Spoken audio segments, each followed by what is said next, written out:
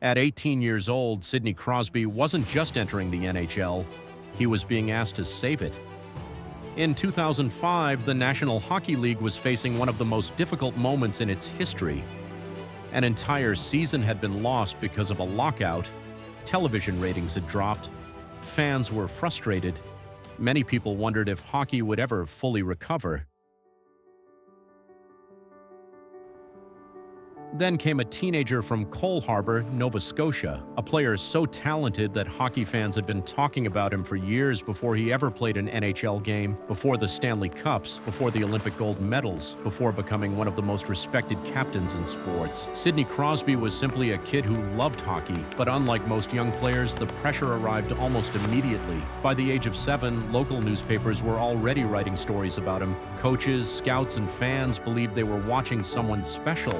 As he dominated youth hockey, expectations continued to grow. Eventually, people gave him a nickname that would follow him throughout his career, the next one. Wayne Gretzky was known as the Great One. Crosby was expected to become hockey's next generational superstar. Imagine hearing that comparison before you were even old enough to drive.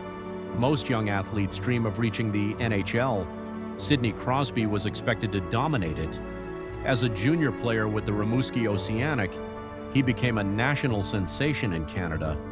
Every game attracted attention, every highlight spread across the country, every success only increased the pressure, yet somehow Crosby continued to exceed expectations. Then came the perfect moment. In 2005, after the NHL lockout, the league desperately needed a new face. It needed a player who could attract fans and help restore excitement around hockey. Sidney Crosby arrived at exactly the right time, but there was another young superstar entering the league as well, Alexander Ovechkin. Crosby and Ovechkin couldn't have been more different. Crosby was known for vision, passing, and intelligence. Ovechkin was known for power, scoring, and explosive energy. The NHL immediately recognized what it had, a rivalry, not just two great players, two generational talents competing at the same time. For nearly 2 decades, hockey fans debated a single question: who was better, Crosby or Ovechkin? The rivalry helped transform the NHL's image. It gave fans a reason to watch, it created storylines, it brought attention back to the sport, and Crosby was at the center of it all. Success came quickly. He became the youngest player in NHL history to record 100 points in a season. He won scoring titles. He won the Hart Trophy as league MVP. And at just 19 years old, he became the youngest captain in NHL history. Everything seemed to be happening exactly as people predicted. Then in 2009, Crosby achieved what every hockey player dreams of. He lifted the Stanley Cup at only 21 years old. The prophecy appeared complete. The NHL had found its superstar. Fans loved him, sponsors wanted him. The media followed him everywhere. For a moment, everything seemed perfect, but sports careers rarely follow a perfect script. And soon, Sidney Crosby would face the biggest challenge of his life. In January of 2011, everything changed. A series of hits led to concussion problems that would become one of the most discussed stories in hockey. At first, many expected him to return quickly. He didn't. Weeks became months. Months became years of uncertainty. The symptoms lingered: headaches, dizziness, questions. For the first time in his life, nobody knew what would happen next, not even Sidney Crosby. Some fans feared he would never return to his previous level. Others wondered if his career might end before he reached his prime. The uncertainty became overwhelming. This wasn't simply a superstar dealing with an injury.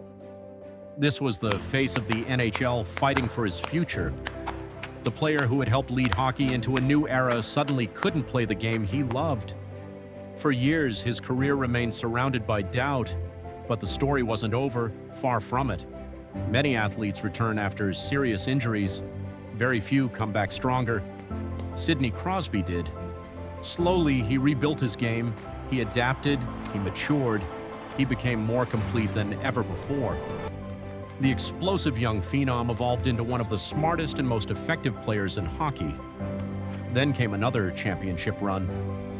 In 2016, the Pittsburgh Penguins won the Stanley Cup. 1 year later, they did it again, back-to-back championships. Crosby won the Conn Smythe Trophy as playoff MVP in both years. The comeback was complete, but something had changed. He was no longer simply hockey's golden boy. He was something more, a survivor, a leader, a player whose legacy had been strengthened by adversity.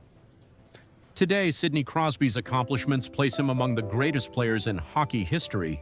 3 Stanley Cups, multiple MVP awards, multiple scoring titles, Olympic gold medals, more than 1,600 career points. But statistics alone don't explain why he matters.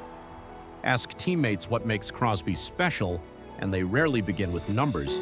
They talk about preparation, work ethic, leadership, consistency, the example he sets every day. And then there is one moment that many fans will never forget: the 2010 Olympic gold medal game, Canada versus the United States. Overtime, 1 shot, 1 goal, the golden goal. A moment that became part of Canadian sports history forever. When people discuss Sidney Crosby's legacy, they often compare him to legends like Wayne Gretzky and Mario Lemieux. But perhaps the most remarkable thing about Crosby is that he never became the next anybody.